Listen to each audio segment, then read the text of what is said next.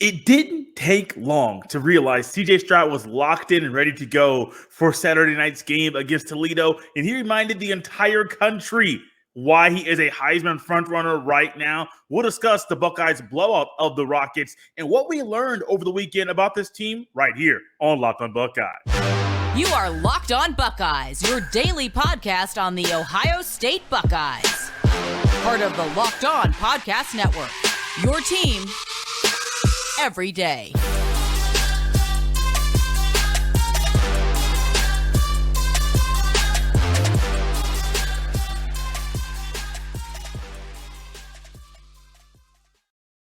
What is up, Buckeye fans? Welcome back to another episode of Locked on Buckeyes for the Locked on Podcast Network. I'm your host, Jay Stevens, also the host of the Jay Stevens Podcast. It is Monday, September 19th in the year 2022, and I want to thank you for making Locked on Buckeyes your first listen or first watch of every single day. On today's episode, we will discuss one concern I have about the football team. Even though they blew out the Rockets of Toledo on Saturday, there's still one concern that I have, and discuss something interesting about the Ohio State's running game. But before we get to any of that, before the season started, I discussed and highlighted numerous times why I think CJ Stroud will win the Heisman at the end of the year. And after Saturday's performance, I think he reminded the entire country why he is someone that should be in New York at the end of the season and should be a favorite to win the award right now. Stroud's performance over the weekend was something that we can build upon, marvel at, and realize once Fleming and Njigba are not on a pinch count, when they can fully go and when they can fully play without any hesitation, and coaches and medical staff not having to hold them back, this offense can be something that the Buckeye fans, players, and coaches can be something that maybe they didn't even think it could be, which is better than what many people thought it would be in 2022. Stroud came out on fire, man. I mean, he came out locked in, ready to go. I know he was I believe 7 for 7 or 8 for 8 at one point. I forget how many passes he had before his first incompletion. I feel like it was at least up to 10, maybe 11. Don't quote me on that. That's why I'm not going definitively with the numbers that he had in this game. But he was just that dude, man. I mean, he hit Marvin Harrison Jr. for a couple touchdowns, and the one that was in the front corner of the left side, top of the screen, or the left part of the end zone, I'm sitting here wondering. I said, he didn't get both feet in. And I'm sitting here actually watching the game like everybody else, didn't get his feet in. Go on back. You see the replay, Marvin Harrison Jr. did not only get 1 foot in, but he got both feet in. And it was partly because of the ball placement that Stroud produced. Now, I remember last year during the Michigan game, there was a pass that Stroud had to Garrett Wilson, and it was elite ball placement at that time. There was a pass that Stroud had to Jackson Smith and Jigba over the middle during the Indiana game, and I marveled at the ball placement.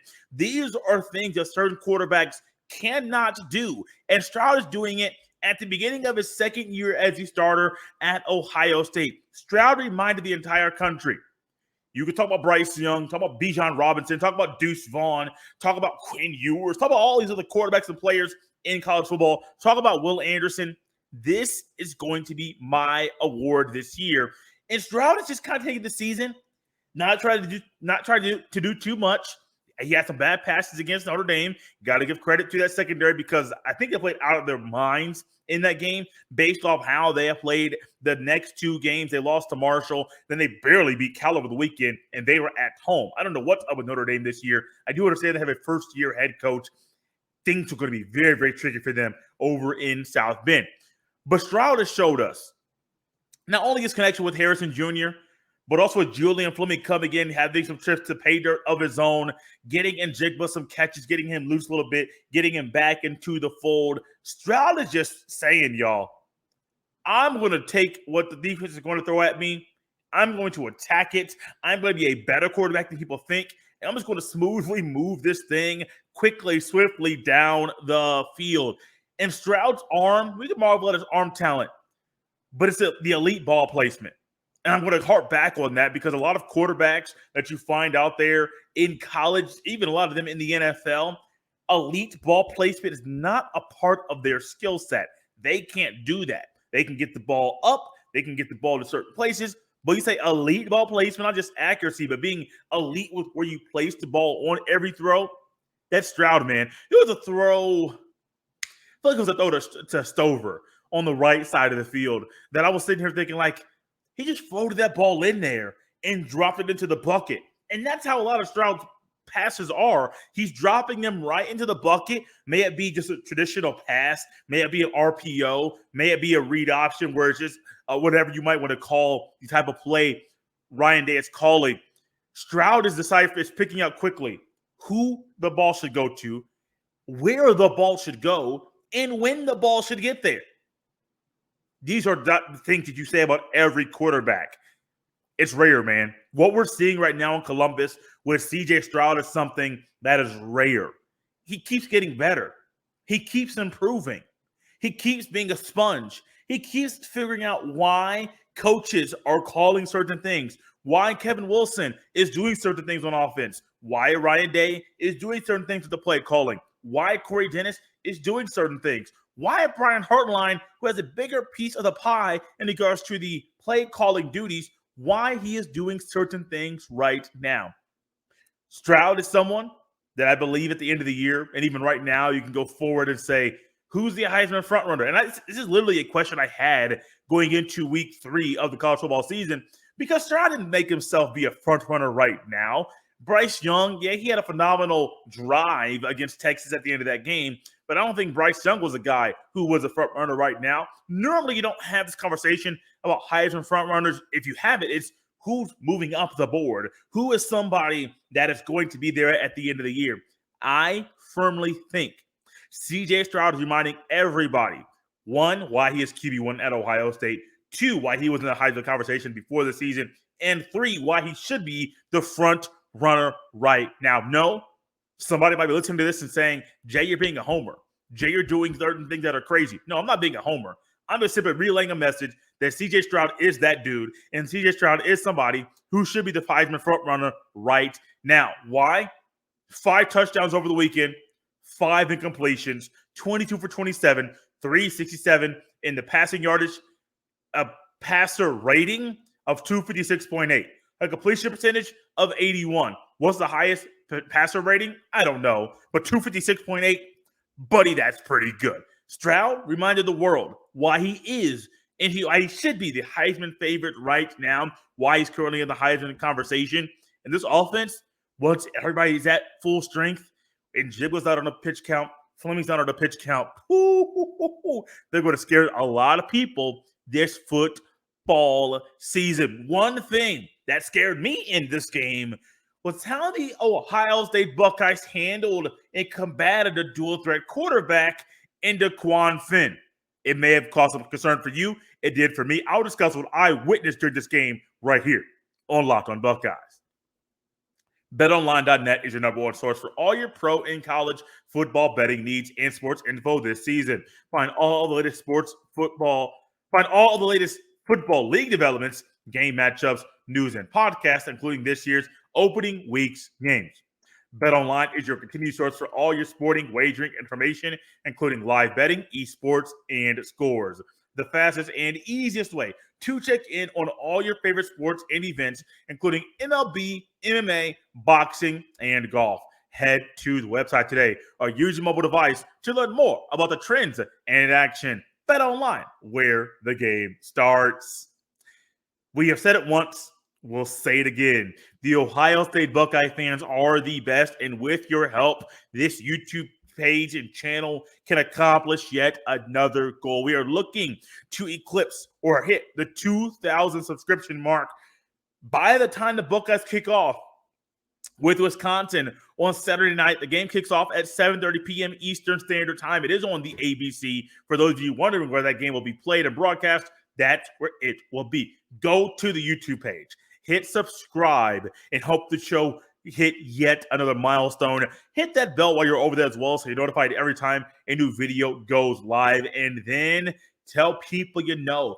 put it out there on the Twitter, tag me in it, put it in your Instagram story, tag me in it at jsteven07 on both apps. I will gladly go out there, retweet it, share it back to my story, help you get some attention as well. This is all about the YouTube page, man. Help us hit another milestone. And with Ohio State Buckeye fans being so great, we can hit yet another milestone right here at Locked on Buckeyes on the YouTube. So going into the game, I knew that Daquan Finn could be a problem for the Buckeye defense. I did not know at all that Mike Hall would not play, Josh Proctor would not play, Tanner McAllister would not play. I did not know those things going into the weekend. And so when you look at the availability report, I think I may have retweeted it or discussed it recently. I was looking at this. Fleming and Njigba were game time decisions. Both of those guys played. Evan Pryor's out for the year. Mitchell Melton's out for the year. Jordan Hancock, we know, has been hurt. Cam Babb has hurt again. Amari Aber is hurt. Taraja Mitchell is hurt. Joe Royer was unavailable.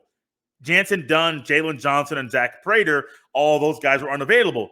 Nowhere in the unavailable spot on the availability report were Proctor, McAllister, or Mike Hall. So I knew it was going to be a big issue.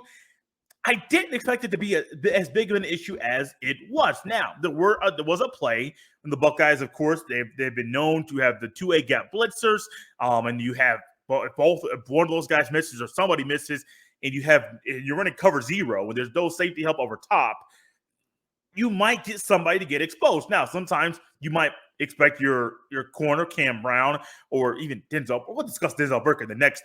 No, I got to hit this now. Cam Brown got hurt, but some of the issues we're finding with the secondary, this is primarily a situation with the mobile quarterback and Daquan Finn, but Denzel Burke just doesn't seem right, man. Like he's in his head. Somebody on Twitter said, "Why are you celebrating when you have been doing when you stop somebody for a 5-yard route?" Well, he might need to do that for his own psyche, but mentally, man, I think it's just guided to his own head. And sometimes bad technique is hard to get over bad technique, and honestly, sometimes you think you can do certain things that you just can't do, or you don't want to be physical where you need to be physical. Something just does not seem right with Denzel Burke. We'll discuss more about him later in the week as I rewatch the game and see exactly and try to pinpoint what was going on with him or what is going on with him, because something isn't right. But a mobile quarterback, this might be on Jim Knowles' defense and how he calls things, and how you might say, well, Jim Knowles, we know what your tendencies are, but your tendencies don't seem right here. Here's one thing that can help you no matter what Jim Knowles calls on defense. Tackle and keep contained. I don't care what the coach calls. Tackle, keep contained. Now, if you're tackling as forward, keep contained, what does that ultimately mean for you? Well, you have a really good shot of tackling the guy. If let's say you missed the first, say he slips you first, but you have another guy there that's coming over to kind of fill that void where you were, you can get some things done there. But tackling is one thing that I've seen poor tackling over the past 2 games. Not just something I have seen. You've seen it as well. As we watch these Ohio State football games, poor tackling, the one thing that we heard in the offseason, going to be more aggressive. We've been working on tackling. We've been working on a new scheme, working on toughness. We're working on X, Y, and Z. Mobile quarterbacks might be the demise of this defense, or might get this, not to say the demise, might get them some issues and some problems throughout this season. The luxury is, outside of J.J. McCarthy, there ain't really no mobile quarterbacks in the Big Ten that the Buckeyes are going to be facing. Next week, Graham Mertz, no. The week after, if Spencer Petras ends up starting, he's not mobile. Rutgers, no, not a mobile quarterback. Michigan State, Peyton Thorne, not a mobile quarterback. Sean Clifford, he can move. No, not a Daquan Finn, athletic and mobile. No. Connor Bazelak at Indiana. No. Later in the season, it's really just J.J. McCarthy, the team up north. That's really it. And if you want a scout team quarterback, if you want to get somebody that can give you a look about what your team might want to do when it comes to combating a mobile quarterback, look at what happened in this game. It is not just this game. Mobile quarterbacks moving around this direction are an issue with this team. And I'm not going to put it all in the secondary like other people might do and say, oh, the secondary is a problem. The secondary has issues. No, I firmly think it's a D-line issue as well. Now, D-line issues with a mobile quarterback. How do you combat that? Stop playing everybody and their mama on defense. Have we heard this before? Is it the first time that I've come on here and said, stop playing everybody and your mama on defense? Because I remember last year, People said, oh, it was a Kerry Combs or Matt Barnes situation. I don't care.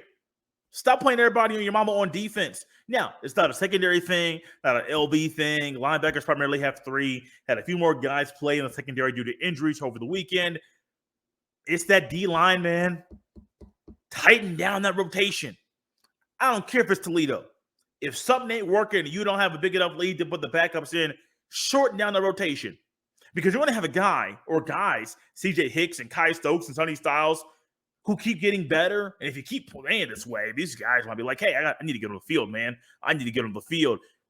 Caden Curry might be a player that you just need to play more. If you're going to play all these guys, if you're going to play guys that don't need to be on the field, and you got Caden Curry who's doing a lot of things phenomenally when he's on the football field, play him more because he is just that good. He is that dude. But D-line rotation, having guys out there that can properly set the edge. I know Javonte Jean-Baptiste messed up once, and DeQuan Fenton got outside. This is earlier in the game. I wrote some things down in regards to what it was and what DeQuan Fenton was doing. He had a 23-yard touchdown run. There was also, I believe, a 23-yard run on that play. He converted on 4th and 5, a pass to Blankumsey. It was a 12-yard pass to Blankumsey. You had a first quarter 50-yard touchdown pass to Ciros. I hope I pronounced his name correctly. And the first drive of the game, Toledo gets the ball, 3 plays, and they score. And I don't think it was like a hello, like Toledo's going to lose, but it was, you don't open up a game that way. You don't do that. So my concern with this mobile quarterback thing is, one, tackling has to be better. You have to be better with the rotations on D-line and tighten that bad boy down. You got to find guys out there at the end who can set the edge, but ultimately play calling has to be better. One thing you can say about Jim Knowles is he wants to be aggressive, but also there's a time and a place to the 2A gap, showing it and a blitzing. There's a time and a place to not. Sometimes if you have a mobile quarterback, it might not be wise to run a double A gap blitz, where you might not want to show 2 guys right there in the A gap. What you might want to do, you might want to figure out ways to show things and then drop, or have somebody spy. There are enough guys on the Buckeye defense, D linemen specifically, who can spy a mobile quarterback. I'll name a couple of them for you. They are 2 sophomores, Jack Sawyer, JT Tuimoloau. I've seen it Tuimoloau do it in high school via the film. He could be up in a 2-point stance, have a little depth off the D line. He can play that jack position. Jack Sawyer can be the jack on this team. I've seen Caden Curry do it a little bit. Now I would probably have Tuimoloau and Sawyer do it there. I don't know how much I'll put Zach Harrison out there at that spot, but you got 2 guys there that could do that. Do it very, very well. Find ways to fix the issues on defense with the mobile quarterback. The luxury is that the Big Ten doesn't have many of them. The one thing that's not a luxury, the biggest game on the schedule at the end of the year, J.J. McCarthy, mobile. He can move. He can get that thing down the field in numerous ways. Fix the issues now so at the end of the season, they don't come back to bite you. The Ohio State running game was on full display over the weekend.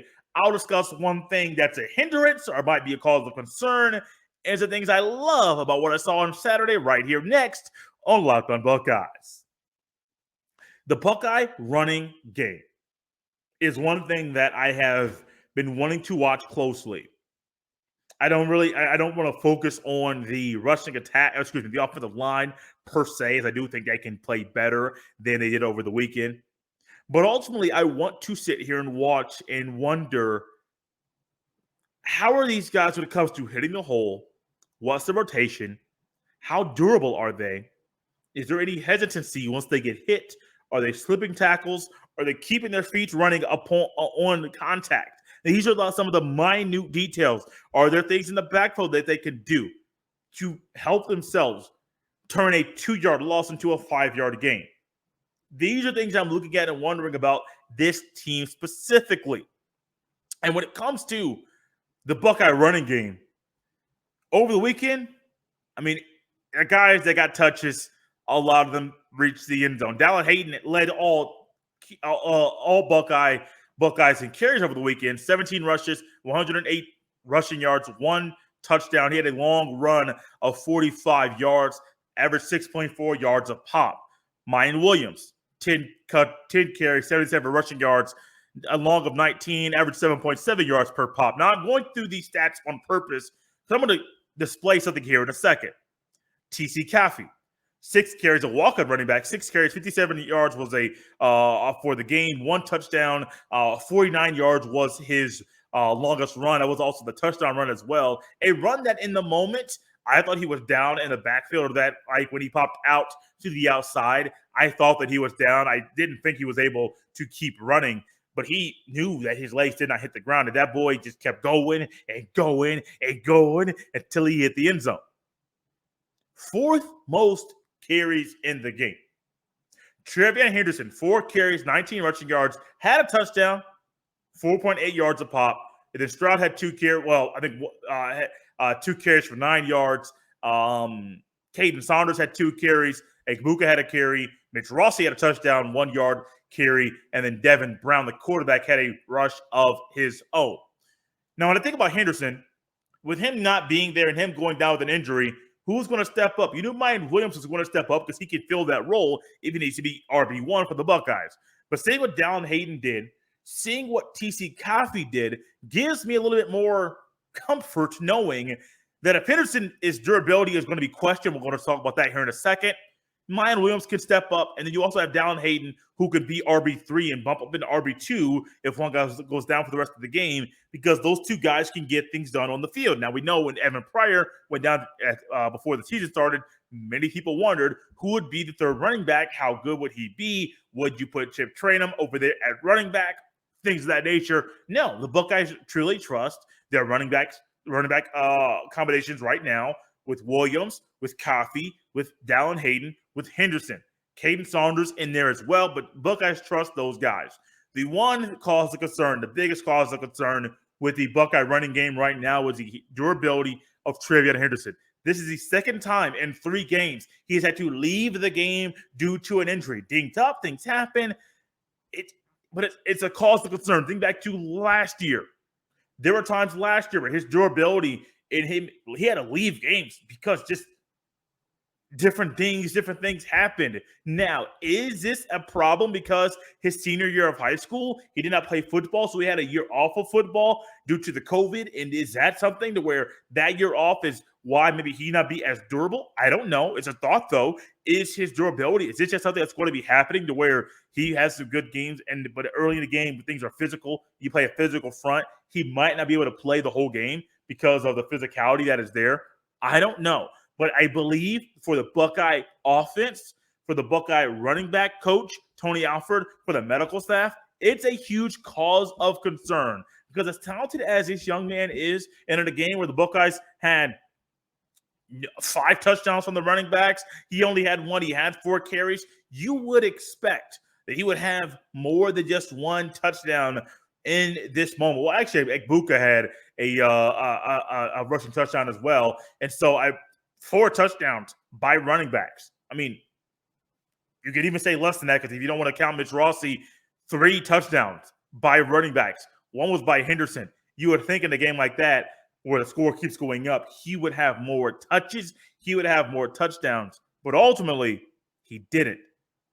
I think it's a big cause of concern for the team. It's a big cause of concern for Ryan Day, Kevin Wilson, Tony Alford, and the medical staff, because you don't want your number 1 running back to keep going down as rapidly as he is when things get physical.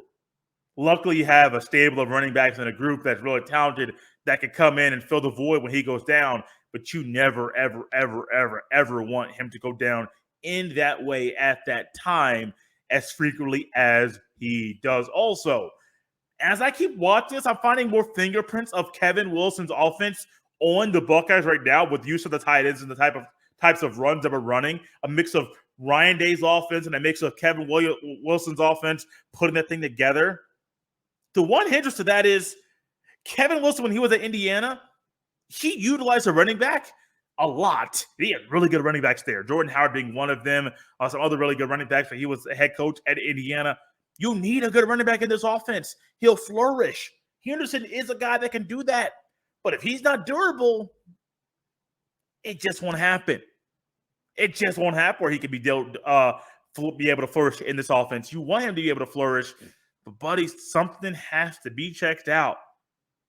Because going down as often as he does, the durability that you would think he would have as RB1 at Ohio State might not be there. I'm starting to question and wonder, how durable is Travion Henderson going to be throughout this year and throughout his career at The Ohio State University? I know coming in, people were saying, hey, he's a first-round talent, he's a future first-round draft pick.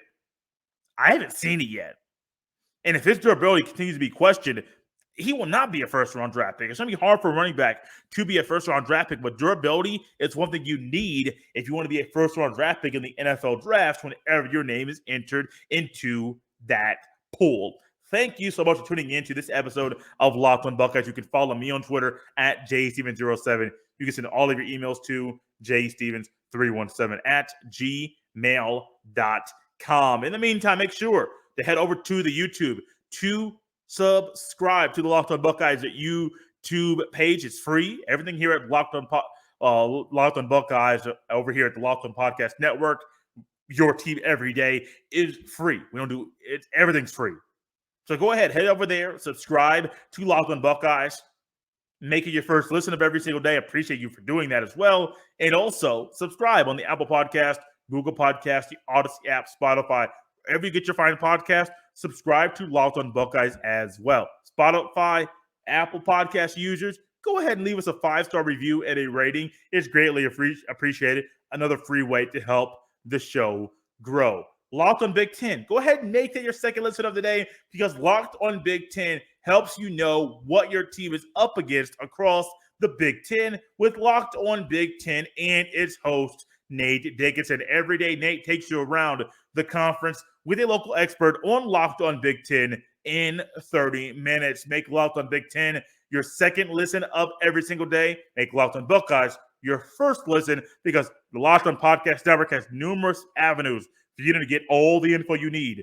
College sports, NBA, NFL, NHL, MLB. The Locked on Podcast Network has you covered, so you can know everything about the sports teams you love. We're out of here on this Monday. We'll discuss some more things about this game over the next couple days, and then quickly turn to the game coming up this Saturday evening, another primetime matchup. This one is against the Wisconsin Badgers.